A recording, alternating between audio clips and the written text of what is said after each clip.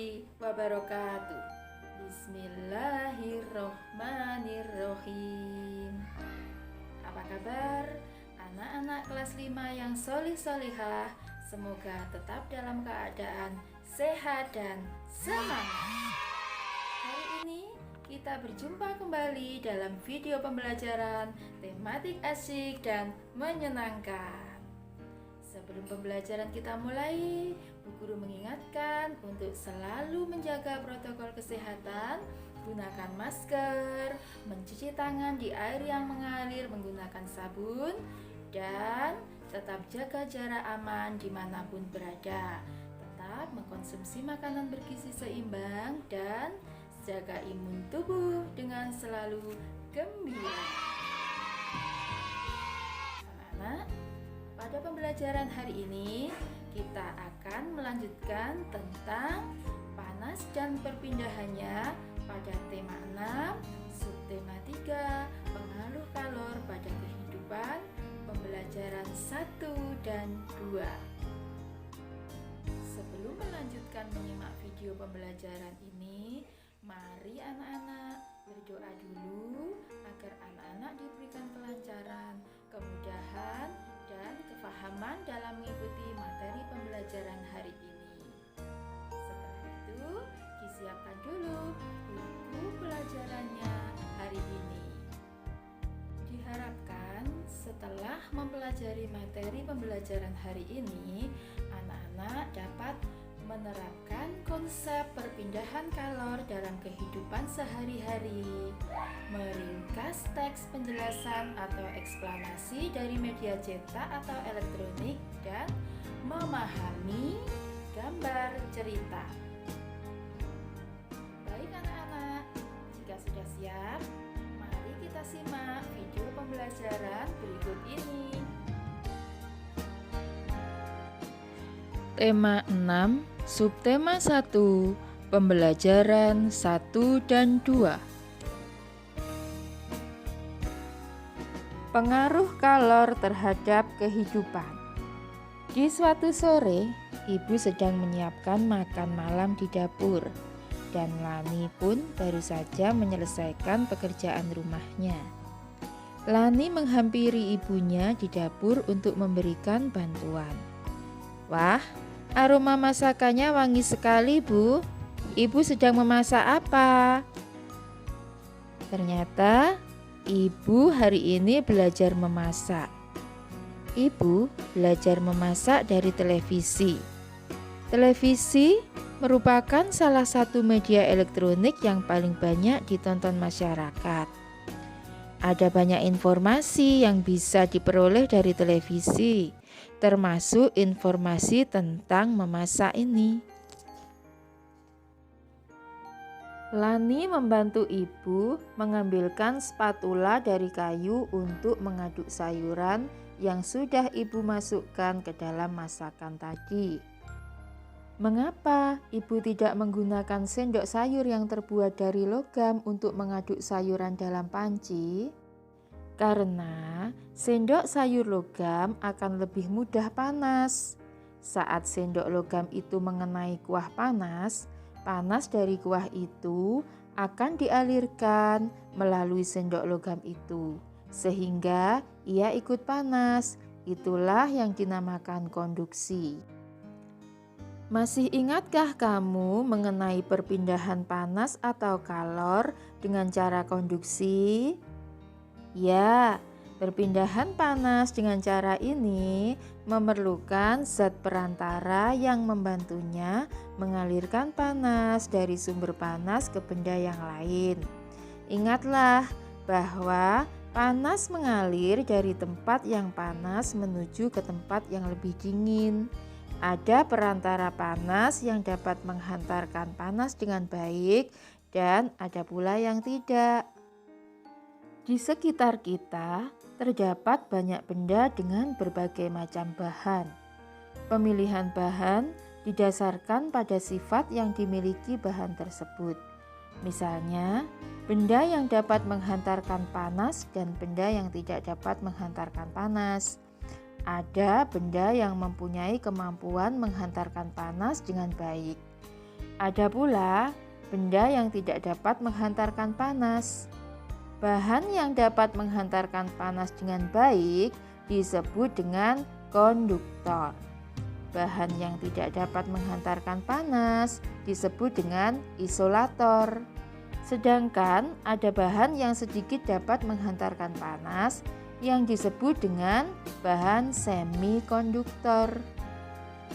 Bahan konduktor yang sering digunakan dalam kehidupan sehari-hari biasanya terbuat dari bahan logam, panci, wajan penggorengan, dan beberapa peralatan masak di dapur terbuat dari bahan logam. Jenis logam yang paling sering digunakan untuk membuat alat-alat tersebut antara lain besi, aluminium, dan tembaga. Bahan yang tidak dapat menghantarkan panas disebut isolator. Beberapa bahan yang termasuk sebagai isolator antara lain adalah kayu, kain, dan plastik. Penggunaan bahan-bahan ini banyak sekali dijumpai di sekitar kita. Penggunaan bahan konduktor dan isolator dapat diterapkan secara bersamaan pada sebuah alat. Perhatikan gambar berikut ini. Panci yang biasa digunakan untuk memasak air ini terdiri atas bahan yang berbeda. Ada bahan yang berfungsi sebagai konduktor, ada yang berfungsi sebagai isolator. Pada gambar tersebut, terlihat bahwa penggunaan bahan isolator berguna untuk mencegah panas dari sumber panas dialirkan ke pengguna panci. Aliran panas berhenti pada bahan isolator karena bahan tersebut tidak dapat mengalirkan panas secara konduksi dari sumber panas. Sehingga penggunaan bahan isolator terutama untuk melindungi pemakai alat agar tidak kepanasan dan dapat menggunakan alat tersebut sebagaimana mestinya. Berikut ini adalah kegiatan yang dapat kita lakukan untuk menyelidiki kemampuan menghantarkan panas pada bahan yang berbeda-beda. Yang kita butuhkan adalah batang besi, batang tembaga panjang, sumpit bambu, sumpit dari bahan plastik, bahan kain, lilin, dan korek api. Yuk kita mulai menyimak percobaannya.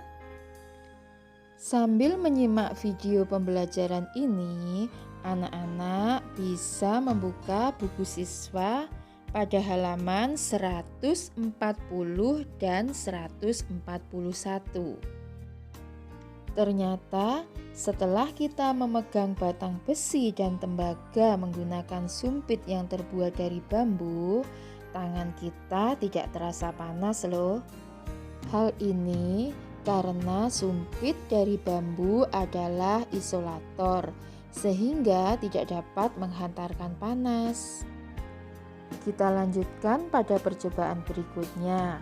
Kita memegang batang besi dan tembaga menggunakan sumpit dari plastik, ternyata juga tidak terasa panas di tangan karena sumpit berbahan plastik, sedangkan plastik adalah isolator sehingga tidak mampu menghantarkan panas.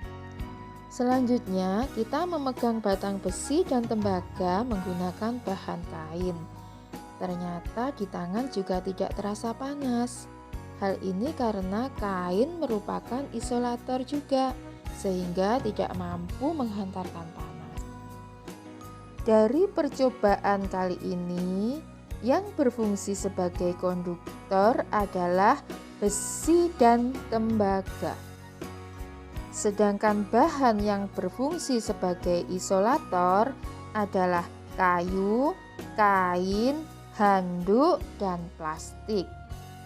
Dari percobaan ini dapat kita simpulkan bahwa terdapat beberapa benda yang dapat bersifat mempercepat perpindahan kalor dan ada juga beberapa benda yang bersifat menghambat perpindahan kalor.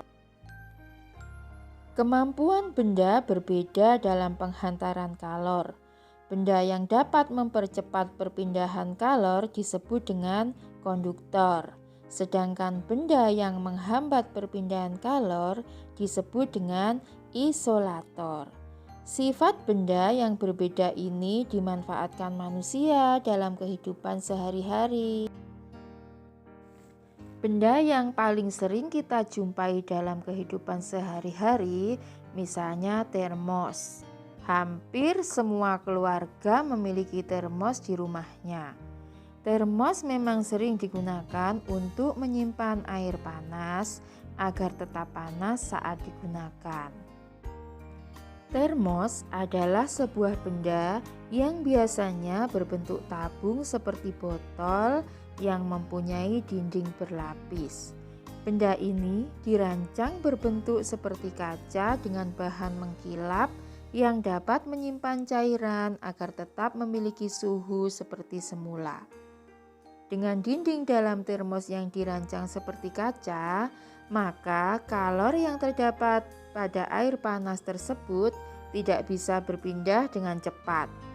Panas yang dikeluarkan oleh air panas tadi dapat ditahan oleh dinding dalam termos yang terbuat dari bahan mengkilap ini, sehingga air panas di dalamnya akan tetap hangat hingga beberapa saat tergantung dari ketebalan dindingnya. Saat ini tidak hanya digunakan untuk menyimpan air panas, tetapi termos juga untuk menyimpan air dingin agar tetap dingin. Pencipta termos pertama kali pada tahun 1902 adalah James Stewart. Penemuannya didorong oleh kebutuhannya untuk menjaga agar minuman bayinya tetap hangat. Tetapi saat itu, untuk menjaga suhu minuman agar tetap hangat memerlukan hal yang sulit dilakukan, terutama dalam kondisi cuaca yang dingin seperti di Eropa. Karena kebutuhan inilah, James Stewart menemukan cara membuat botol hampa udara. Botol hampa udara merupakan wadah dari kaca berdinding ganda dengan ruang di antara dindingnya dikosongkan dan ditutup rapat untuk mencegah agar panas tidak menjalar. Sementara dinding sebelah dalam botol tersebut dilapisi perak untuk mempertahankan panas. Botol hampa udara itulah yang kemudian menjadi cikal bakal lahirnya termos. Botol hampa udara buatan James Stewart dan penutup wall buatan mertuanya sampai sekarang dapat dilihat di Museum Ilmu Pengetahuan di London. Wah, keren sekali ya anak-anak.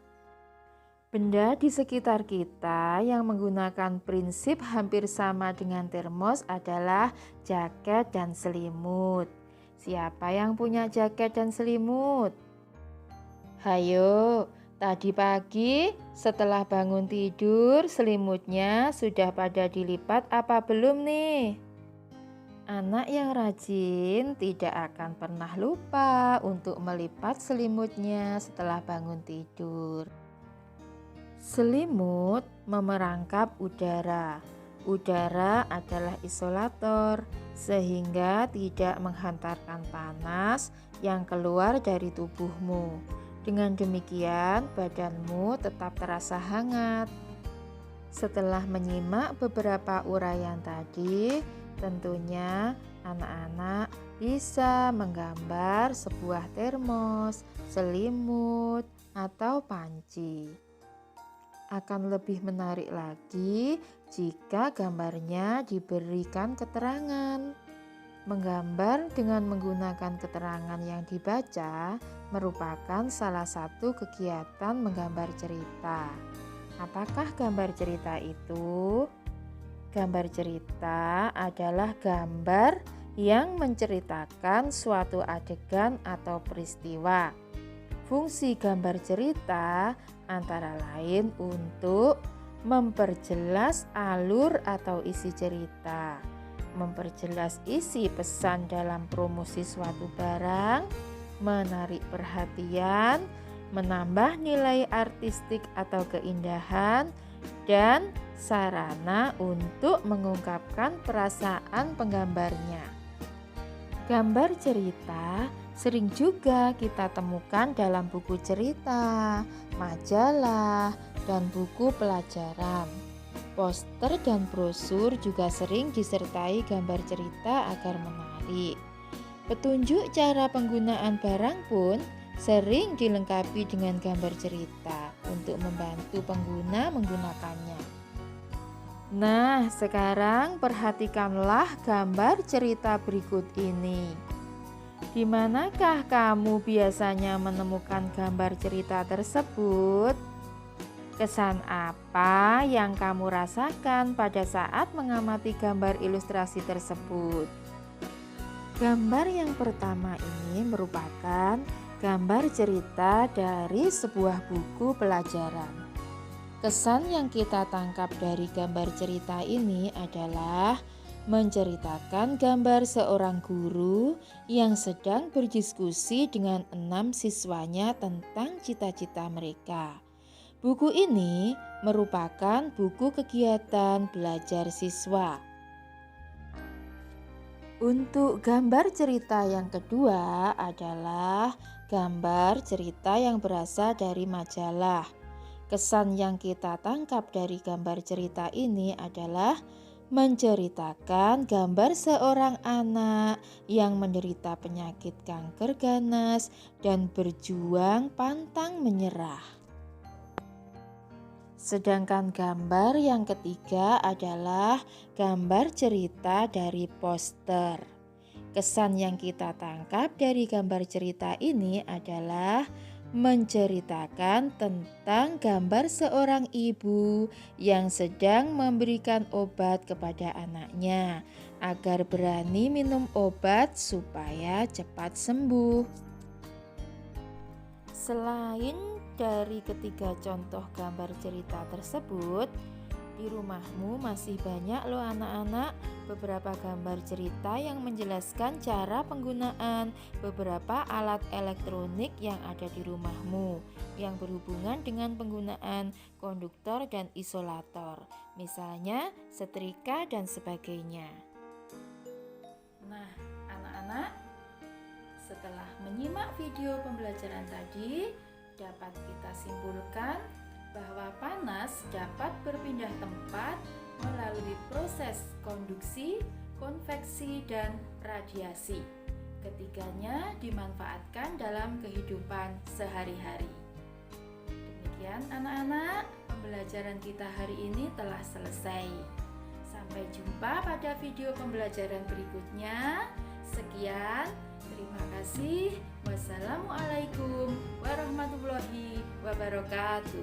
Alhamdulillahirabbil alamin.